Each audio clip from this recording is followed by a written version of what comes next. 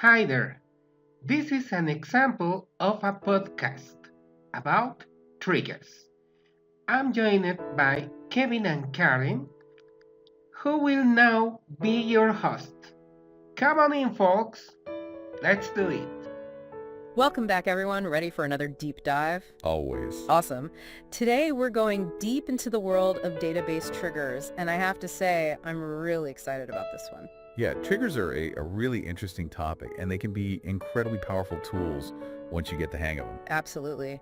And, whether you're a database wizard or just starting out, I think this deep dive is going to be packed with useful insights. We're using this guide called guidetriggers.pdf as our roadmap today. Great choice. It's very thorough. So before we get lost in the details, let's start with the basics. What exactly are database triggers? Well, imagine you could set up automatic actions within your database. That's what triggers let you do. They're kind of like little code snippets that spring into action when certain events happen in your database. Okay, so like if I'm adding new data or updating existing information. Exactly. Or even deleting data, that can trigger an action too. So like a safeguard. You got it. Imagine you have an online store, right? And you want to make sure that no one accidentally enters a negative price for a product. Oh yeah, that's happened to me before. That's a nightmare to fix. A trigger could prevent that. It would essentially say, hey, hold on a second. This price is invalid. We can't let this through. That's amazing. I can already see how useful this could be. Now, this guide mentions different types of triggers, like row level versus statement level. What's the difference there? Right, so it comes down to how specific you want the trigger's actions to be. Row-level triggers, those operate on individual rows of data. So every time a single row is affected, the trigger fires. Okay, so like if I add a new book to my online bookstore's database, Yeah. a row level trigger would execute for that specific book entry. You got it. Statement-level triggers, on the other hand, those operate on entire SQL statements. So if I upload a batch of 100 new books, a statement level trigger would run once for the whole batch. Exactly. And each type has its own, use cases. It's all about choosing the right tool for the job, I guess.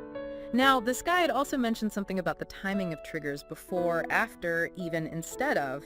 That sounds a bit like time travel. Uh-huh. Yeah, I like that analogy. So a before trigger, that runs before the actual event takes place. Like, think of it as a gatekeeper, making sure everything's in order before letting the changes through. Yeah, and an after trigger. That one runs, well, after the event's already happened. It's more like a historian recording what happened for, auditing purposes, maybe. Okay, that makes sense. What about instead of? What's that all about? Instead of triggers. Those are a bit more specialized.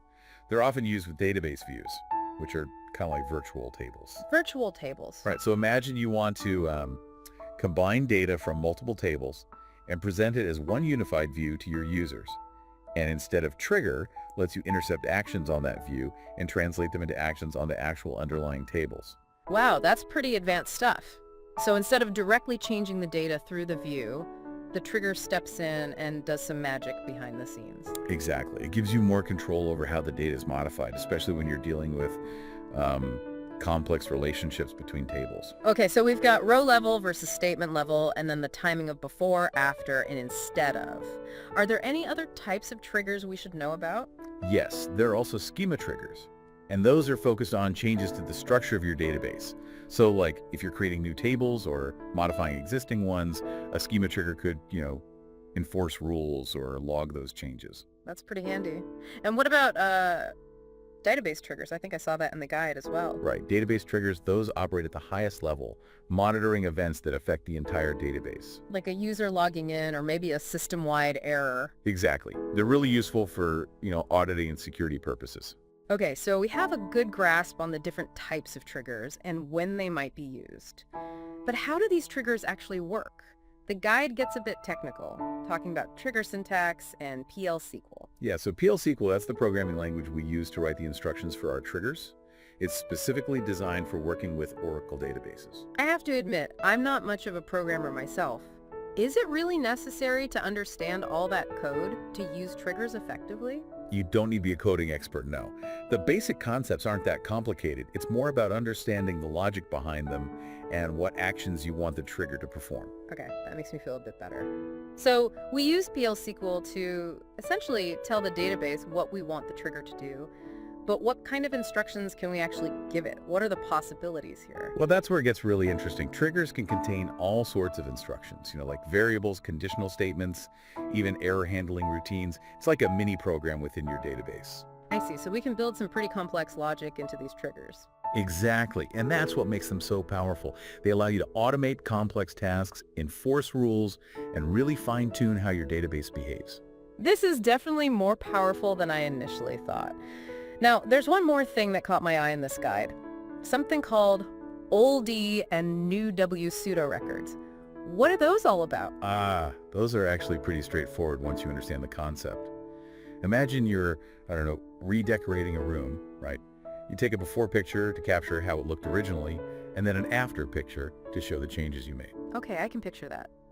Well, old D and .new W are like those before and after snapshots, but for your data. So old D represents the data before a change, and .new W is the data after. Yeah, exactly. And within the trigger code, we can use these values to make decisions and control the flow of actions. Hold on, I think I'm starting to get this. So for example, if I have a trigger that tracks changes to customer orders, I could use old D and new W to see if the order status has changed, say from processing to shipped, and then take some action based on that change. Precisely. You're catching on quick. Okay, this is all starting to click. I'm actually getting pretty excited about the possibilities here. And we've only just scratched the surface. This guide has some really interesting real-world examples that show how all this comes together. Well, let's dive into those examples then. I'm eager to see these triggers in action. Okay, so this guide has a whole section on real-world examples. Let's jump into those. The first one talks about something called data mirroring. What is that, and how do triggers fit in? So data mirroring is basically, it's like creating a copy, a duplicate of your data, like a backup, just in case something happens to your original data. Oh, okay, so it's like having a safety net. Exactly. So the example here talks about, let's say you have a table called Amigos, where you store information about your friends. Amigos. Okay. Right, and you could set up a trigger that automatically copies any new data added to that Amigos table to a separate table called Amigoscopia. So like a mirror image of the Amigos table. Yeah, exactly. That way, even if something happens to your original Amigos table, you still have all the information safe and sound in the Amigoscopia table. That's smart. Okay, that makes sense. What about the next example? I think this one deals with managing prices. Yes, this one's really interesting. Imagine you're running an online bookstore, right? And you have a table called Libros to store information about all your books. Libros, that's books in Spanish, right? Yeah, that's right. So in this Libros table, you have a field called Precio, which is the price of each book. Now, you could use a trigger to track any changes made to that Precio field. Oh, so like an audit trail for any price adjustments. Exactly. Every time someone updates the price of a book, the trigger would automatically record the old price, the new price, maybe who made the change, and the timestamp. That's pretty neat. So no more sneaking in sneaky price increases, huh? Nope, everything's tracked. And the guide actually takes it a step further with this example. It talks about using a trigger to automatically round down prices that exceed a certain amount. Oh yeah, I saw that. So like if a book costs more than $50, the trigger could round it down to the nearest dollar. Exactly. It's like built-in price control, and it ensures consistency across your data. Wow, I'm starting to see how powerful this can be. This guide also mentions a multi-event trigger. What's that all about? Right. So multi-event trigger is basically a trigger that can respond to multiple types of events, like inserts, updates, and deletes, all in one. So like one trigger to rule them all. Pretty much. It just simplifies things. You don't need a separate trigger for each action. But of course, designing a multi-event trigger can be more complex because you need to account for all those different scenarios. Makes sense. Now, this guide also dives into some more technical aspects of triggers, like conditional logic and predicates.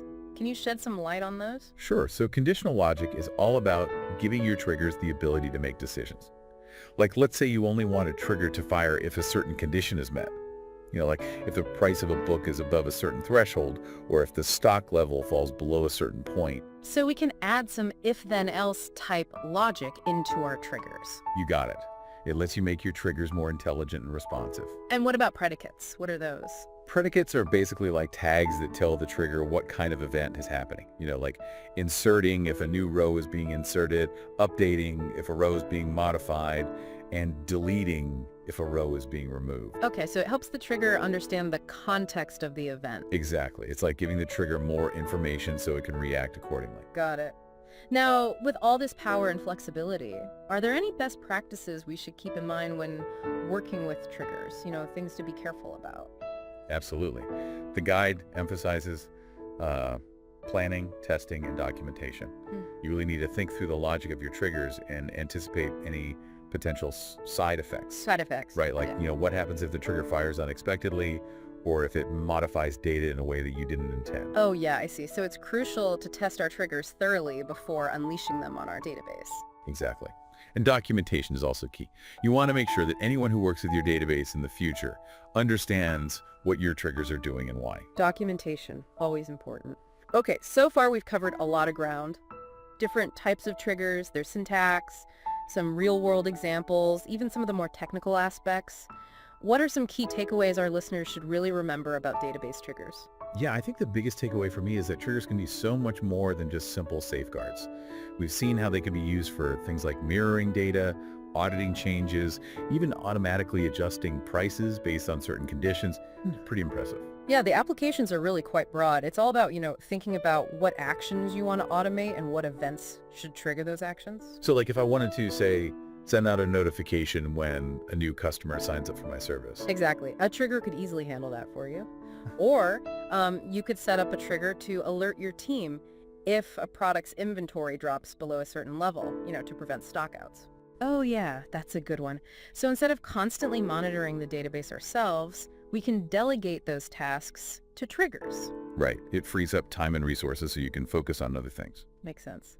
Now, what about more complex scenarios? Can triggers handle those as well? Absolutely. I mean, you could use triggers to, for example, dynamically adjust pricing based on, I don't know, maybe competitor activity or changes in demand. Oh, that's interesting. So like if a competitor lowers their price, my database could automatically adjust my price to stay competitive. Yep. You could build that kind of logic right into the trigger. Wow. So we're not just talking about simple actions here. We can actually build some pretty sophisticated business rules into these triggers. That's right. It's all about leveraging the power of automation and making your data work smarter for you. It's like having a little army of helpers working behind the scenes in your database. I like that. But remember, with great power comes great responsibility. Oh, absolutely. We need to be careful about planning our triggers, testing them thoroughly, and documenting everything clearly. We don't want those little helpers running amok in our database. Right, exactly. A little planning goes a long way. Well, I have to say, I've learned a lot about database triggers today. It's really amazing how much we can automate and control with just a few lines of code. Yeah, it's definitely a powerful tool to have in your arsenal. As we wrap up this deep dive, I want to leave our listeners with something to think about. We've seen how triggers can respond to changes in data. But what if we could take it a step further? What if we could use triggers to create self-regulating databases? Systems that can adapt and optimize themselves automatically. Imagine a database that could, adjust its own performance based on usage patterns or even anticipate and prevent potential data integrity issues before they happen. The possibilities seem almost endless. That's a really interesting thought. I mean, as technology keeps advancing, who knows what the future holds for database management? We might see triggers playing an even bigger role, maybe even blurring the lines between traditional database administration and artificial intelligence. It's exciting to think about. Well, thanks for joining me on this deep dive into the world of database triggers. I hope everyone learned something new today and maybe even got inspired to try out some of these techniques in their own work. Thanks, Kevin. Thanks, Karen. So now you have an example of what you have to do. Let's work and we'll see you the next class. Bye-bye.